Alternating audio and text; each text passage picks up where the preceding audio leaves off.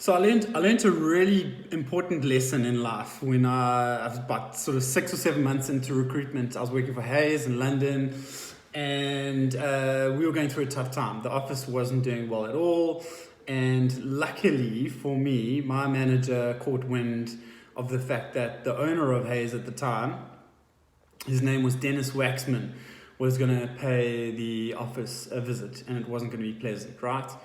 So he said to me, you have to know what you do.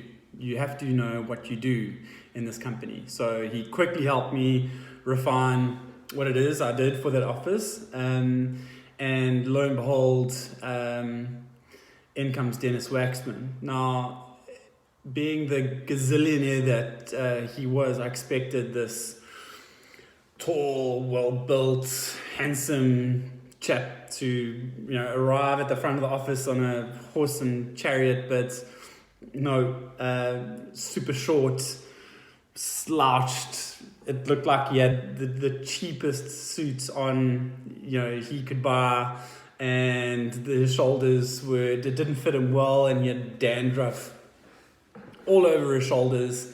In comes Dennis Waxman, and hardly anyone knew what he even looked like, right? And he you couldn't really see him because he was so short. He sort of like wobbled around the office and went from desk to desk.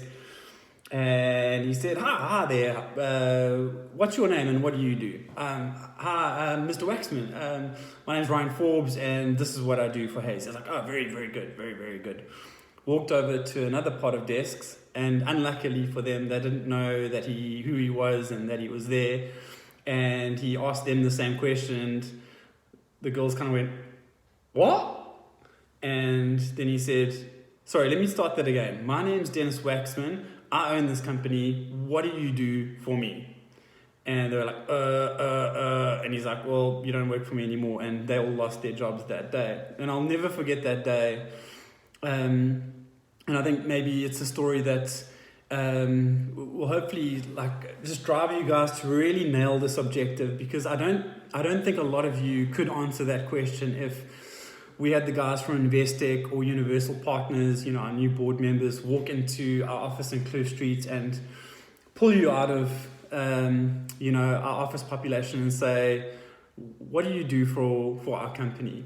So this is the objective that you guys really need to nail. And I kind of, before COVID and this whole lockdown situation, I thought at the time during our launch, I was going to have set up a fake market, in the office, and just sort of try and drive the point home on why it's so important to just really specialize and understand your functional area. So just imagine for a second I had to, try and sell you guys this fruit, right? So this bowl of fruit that we've got at home. Now, there's a whole bunch of shit in here. There's some apples, there's some oranges, there's banana, there's, and the reality is I could be an excellent salesman, like a lot of you are, and I could tell you that an apple a day keeps the doctor away, and a banana's got potassium in, which is good for energy or in your brain. Oranges, vitamin C, keep COVID away. Make sure you eat one of these every single day.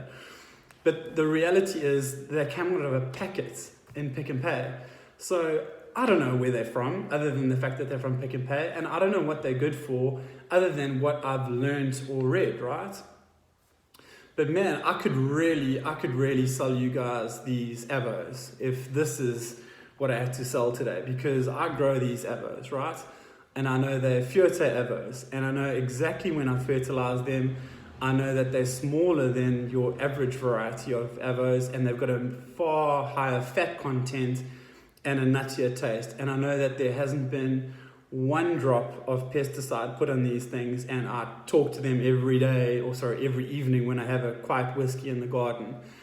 So these things I could absolutely sell to you and probably make a small killing. But the other stuff, I'm sort of just working on chance, right? Because I don't really know them, I don't really understand them. And that's the point that I'm trying to make. I think a lot of you guys are arriving at our virtual marketplace with like this fruit bowl of how, what are you looking to buy? Let me see if I've got something that you're looking for, where rather create a market and work out what that market needs, and then just really understand it. If you can focus on one thing, you can make markets for yourself. And the last example that I can give you is a real one. Like you've seen that chap Sean Kennedy, the British guy, came in and interviewed in our office just before. Remember, we struggled to get him out of lockdown.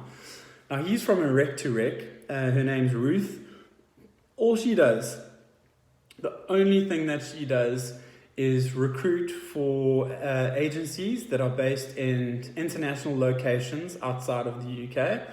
And she recruits for recruiters that are looking to move out of the UK. That's all she does. And she makes an absolute killing. She works from her home, and she's got too much work. I don't know how she's doing now because of lockdown, but she's a great example of how being specialist and focusing on one thing just creates success in a market. So I hope you guys really understand it, understand its importance, and nail this task.